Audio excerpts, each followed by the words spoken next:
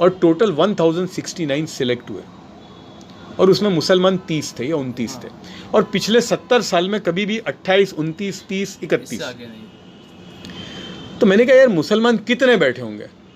तो अब हम ईमानदारी से बात करें, जब 11,45,000 बच्चे बैठे हैं तो मुसलमान अगर 15% हैं तो 2 लाख मुसलमान बच्चे होने चाहिए इम्तिहान में। तो मैंने इन सब से पूछा कि आप बताओ कि कितने मुसलमान बच्चे बैठे होंगे। किसी ने भी मुझे 10,000 से ज़्यादा नहीं बताया। तो अब आप बैठोगे ही नहीं तो फिर हमने सोचा कि कुछ नहीं, हमको एक मूवमेंट चलाने के भाई इम्तिहान में बैठो, IIT के एग्ज़ाम में बैठो, IIM के एग्ज़ाम में बैठो।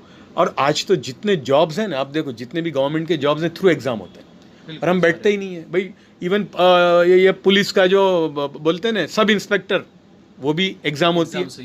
बैंकिंग, रिक्रूटमेंट, प्यून, सब कुछ एग्ज़ाम होती है। GPSC की एग्ज़ाम होती है, हम बैठते ही नहीं है। तो अगर अब बैठे क्यों नहीं? क्योंकि हर एग्ज़ाम में मिनिमम ग्रेजुएट है। अब हमारे ग्रेजुएट कितने हैं?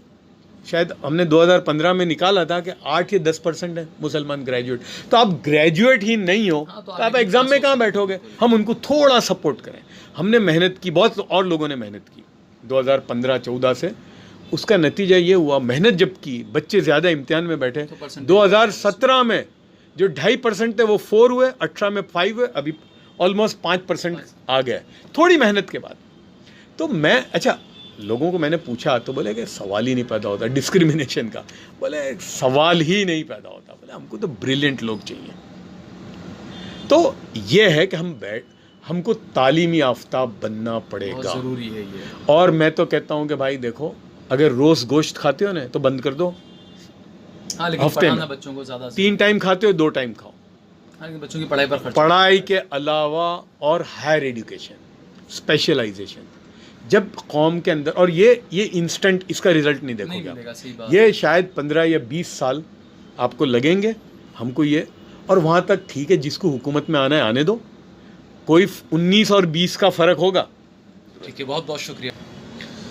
तो जिस तरीके से जो पूरे माहौल बने, हम भी बार बार ये बात को कहते हैं कि जो हालात बने हुए हैं इस वक्त, और ख़ासकर मुसलमानों के जो हालात बने होते हैं, जो सूरत हाल है, वो कहीं ना कहीं मुसलमान ख़ुद उसके लिए ज़िम्मेदार है। लेकिन दूसरी एक बात, ख़ास बात ये जो ज़फ़र भाई ने यहाँ पर बताई कि पॉलिटिकल पार्टी कोई भी हो, चाहे BJP हो, चाहे कांग्रेस हो, चाहे कोई भी पार्टी हो, वो हमेशा से मुसलमानों को जो है वो फुटबॉल बना कर रखती है। और इसी के लिए जो है वो बेदारी लानी चाहिए, और बेदारी जो है वो सिर्फ़ और सिर्फ एजुकेशन से आएगी। ज़्यादा से ज़्यादा पढ़ाया जाए अपने बच्चों को। जो बात ज़फ़र भाई ने कही, बिल्कुल उस पर भी जो है वो गौर किया जाना चाहिए, लेकिन सरकारों को भी जो है वो इस पर गौर करना चाहिए।